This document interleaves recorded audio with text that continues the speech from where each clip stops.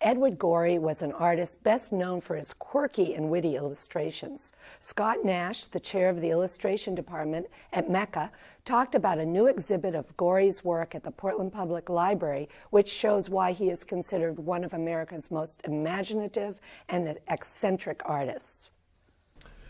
Scott, most people are familiar with Edward Gorey through the Addams Family and perhaps the opening for Masterpiece Mystery. Yeah. But he has a lot more in his work than that. Talk about him and his career a little bit. Yeah, he does have a reputation for being rather macabre and actually is associated with horror to some degree, largely because of his sets for Dracula, the book that he did that was particularly popular called The Gashly Crumb Tinies, where horrible things happen to little kids. And as you mentioned, the opening for Mystery. What I'm particularly proud of with this exhibition is that it really shows more of the broad range of Edward Gorey.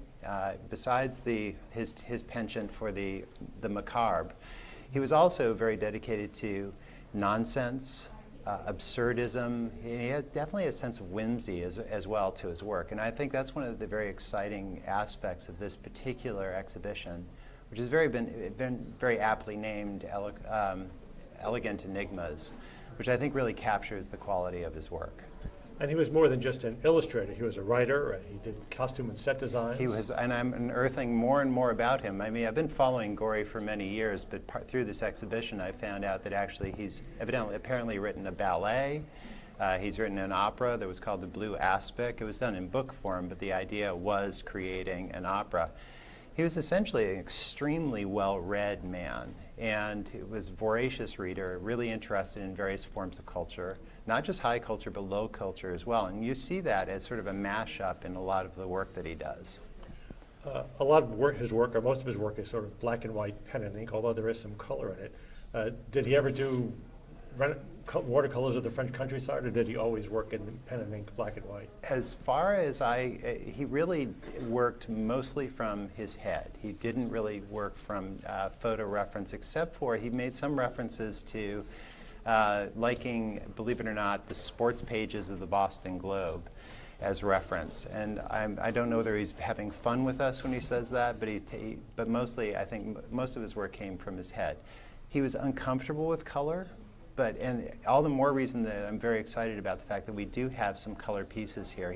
We have images of his set designs for the Mikado, which are beautiful, colorful. He actually uses, I mean, it's done in his sort of style, but brighter colors than we normally associate with Gorey. You have about 180 works here in this exhibit, which is quite extensive. Was it difficult to pick only those 180? It had been curated, and this show has been traveling around a bit, and I'm proud to say that this wonderful space here at the Lewis Gallery, we've only had to cull one piece of his work. It's one cover that he had done back in the 30s that we pulled actually, I'm sorry, it was the 60s, but we actually pulled one cover from the exhibition. Otherwise, it's all here. Many people think that he actually lived in the last century, meaning the 19th century, but he was really a 20th century man. He was definitely a 20th century man. I mean, his influences were everything from, obscure 18th century or 19th century British literature. He was a French major at Harvard, but he also was very interested in television sitcoms, and I found references to his love for things like the animated version of Batman that came out in the 1990s. So it's all there in this work, I think. Sounds like he's quite a Renaissance man. He is a Renaissance man, but also in a modern sense of being a Renaissance man.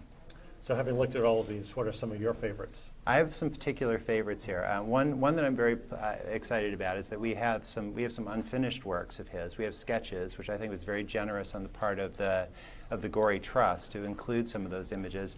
We also have an unfinished piece, which is an image from the Blue Aspic, which is fascinating to me from a technical perspective to see how he actually sketched out the drawings. There's also a piece in here that I was not particularly familiar with called Creativity, which I'm going to be mulling over for quite some time. It depicts elephants in different forms and media, everything from smoke to brick, and it's just captioned creativity, and I really am looking to find out more about that as well. There's a lot of creativity, a lot of interesting way of looking at the world, I think, in his work. Oh yeah, well, it's not you know, it's very similar to the way a lot of artists approach looking at the world. We cull together all sorts of information from different sources, different inspirations, and mix it up in a new way. And that's really what he does. He's just done it in his own sort of particular way, and he did it over the course of many, many, many years.